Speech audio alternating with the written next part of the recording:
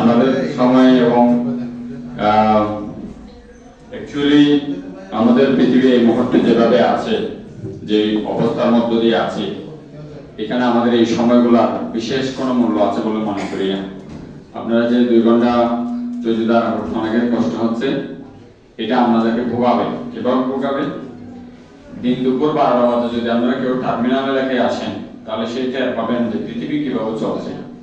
অনেকেই তো ঘরে অবস্থান করেন, অনেকেই গাছের ছায়ায় থাকেন, গাছওয়ালা এলাকায় থাকেন, কিন্তু যারা গাছ কেটে ফেলেছে এবং যারা নানা কারণে শহরে আছে, তারা কিন্তু টের পায় যে পৃথিবী কিভাবে চলছে।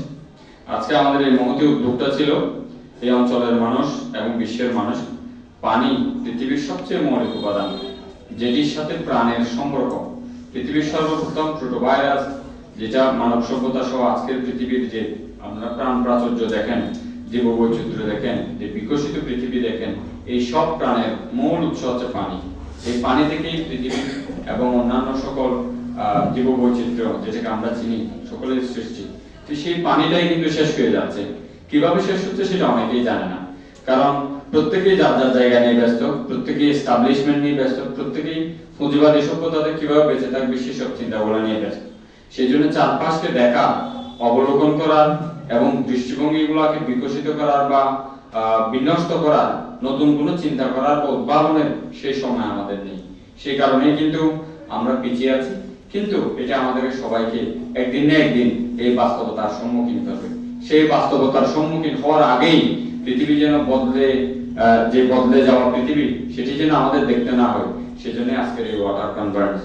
আজকে এখানে অনেকেই এসেছেন, অনেকেই কম বেশি কথা বলেছেন। এই কথাগুলোর মধ্যে মূল কথা চলে আসছে। মৌলিক কথা হচ্ছে পৃথিবীতে অনেক পানি, টোটাল পৃথিবীর আয়তনের 3 ভাগের 2 ভাগ পানি, 70% পানি।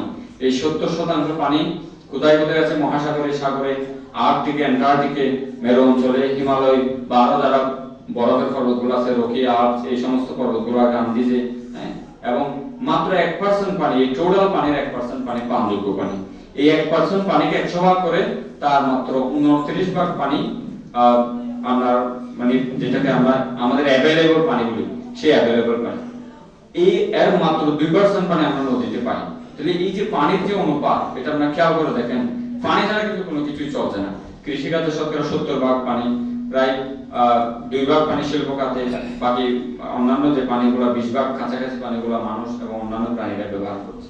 আমাদের বোর্ডে যে 55 ভাগ পানি, এই যে পানির যে একটা ব্যাপার, পানির যে একটা উপলব্ধি, গুরুত্ব, এটা কিন্তু আমরা এই জায়গা থেকে বুঝতে পারি। মানুষের টোটাল শরীরের টোটাল ওজনের বা ভরের 55 ভাগ হচ্ছে পানি, অন্যান্যগুলো অজৈব উপাদান। এই কারণে আমরা আজকের এই মহতী উদ্যোগটা নিয়েছিলাম। আপনাদের প্রতি আহ্বান থাকবে, পানি সুরক্ষার জন্য আমরা যা করতে পারি সেটি যেন করি। একটা উদাহরণ দিই, বিশেষত নারীদের জন্য।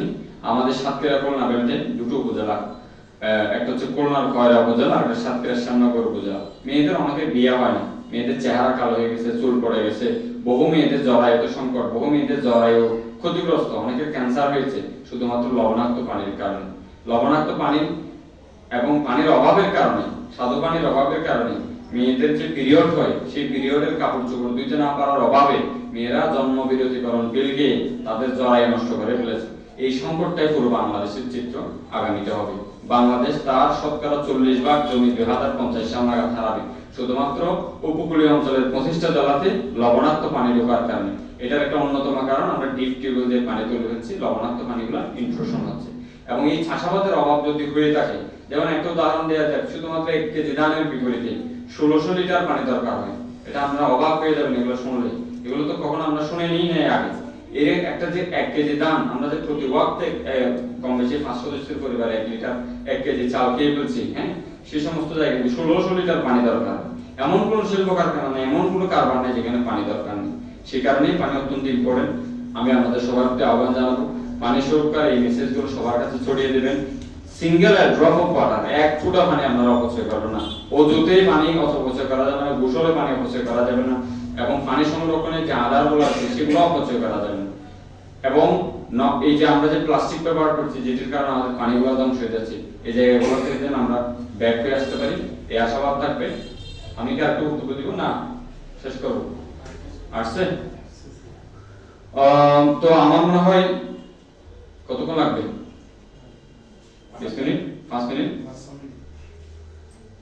কি আর 2-4 মিনিট পড়বো? কারণ আপনাদের যে নাস্তা সেই নাস্তাটা এখনো পৌঁছায়নি। তো যাই হোক, বিশ্বে মানে অনেকেই কথা বলেছেন, আমি 2-4 মিনিট সময় নিই, কারো যদি একান্ত ব্যস্ততা থাকে তারা চলে যেতে পারেন। তো বিশ্বে এই মুহূর্তে প্রতি 4 জনের 1 জন মানুষ পানি খেতে পারে না। 800 কোটি মানুষ, 200 কোটি মানুষ পানি খেতে পারে না। এবং বিশ্ব ব্যাংকের একটা প্রতিবেদনে বলা হচ্ছে, আশঙ্কা প্রকাশ করা হচ্ছে 2050 সাল নাগাদ 500 কোটি মানুষ কমপক্ষে 1 মাস পানির অভাবে ভুগবে। পানির অভাব নিয়ে আমি এক সময় একটা ডকুমেন্টারি দেখেছিলাম আল জাজিরাতে, 101 ইস্ট একটা প্রোগ্রাম আছে ওখানে। ওই প্রোগ্রামে সাব সাহারান অঞ্চলের রাষ্ট্রগুলো যেমন আলজেরিয়া, মালি, সাদ, নাইজার, মরিটানিয়া, এই রাষ্ট্রগুলোর মধ্যে 1 লিটার পানি নেওয়ার জন্য তাদেরকে মরুভূমির মধ্যে, সাহারা মরুভূমির মধ্যে জোর জোরে বালির ভিতরে মাটির দিকে প্রায় 20 ফিট মতো ঢুকতে হয়। 20 ফিট মতো যে ঢুকে এরকম পানিতে ঢুকতে গিয়ে ওই ছোট ছোট বাচ্চাদেরকে নামাতে হয়, কারণ এটা টোটাল গর্তটার আয়তনেই মানে ডায়ামিটারে এই আর কি হাতের এই যে একটা ছোট বাচ্চা তারা কেউ নামতে পারবে না। এরকম বাচ্চা নামে পানি নিতে গিয়ে ওই বাচ্চার উপর বালি হলো, ওখানে শরীর নামাতে ওকে তোলা যায়নি, কারণ তোলার আর কোনো অপশন নেই, যতই তুললো ততই বালি হলো। এরকম অনেক বাচ্চা কাচ্চা সমাধি হয়ে গেছে শুধুমাত্র পানির সংকটের কারণে। এই পুরো পৃথিবীর যে গোয়াফার, যেটা পানির যে জলাধার মাটির মিডিয়ের নিচে যেটা এটা কিন্তু তৈরি হতে প্রায় আজকে পৃথিবীর বয়স 450 কোটি বছর, 380 কোটি বছর ধরে এই পৃথিবীর এই পানির যে জলাধার, পানির যে স্পেয়ার, এটা তৈরি হয়েছে। মানুষ মনে করছে পানি পাতাল থেকে ওঠে, আসলে পৃথিবীর ভিতরে তো সব আগুন। পৃথিবী যে একদম আদি সময়ে গরম ছিল, সেই গরমটা এখনো মাটির ভিতর থেকে গেছে, এখানে কোনো পাতাল বলে কিছু নেই। মাটি থেকে মাত্র আধা কিলোমিটারের মধ্যে এই পানিটার স্তর, এখান থেকে আমরা পানিটা তুলে দিই এবং এটা তুলতে তুলতে একটা সময় শেষ হয়ে যায়। সেটা শেষ কত না কখন, যদি বৃষ্টিপাত হতো নিয়মিত, সেই বৃষ্টি যদি এরকম আপনার টাইলস না হয়ে রাস্তা যদি যেভাবে পিচ করা হতো এরকম পিচ না হয়ে যদি মাটি হতো বা ইট হতো, ফাঁকে ফাঁকে পানি পড়তো, গাছ থাকার কারণে অল্প পানি পড়ে আস্তে আস্তে সেটা চুয়ে চুয়ে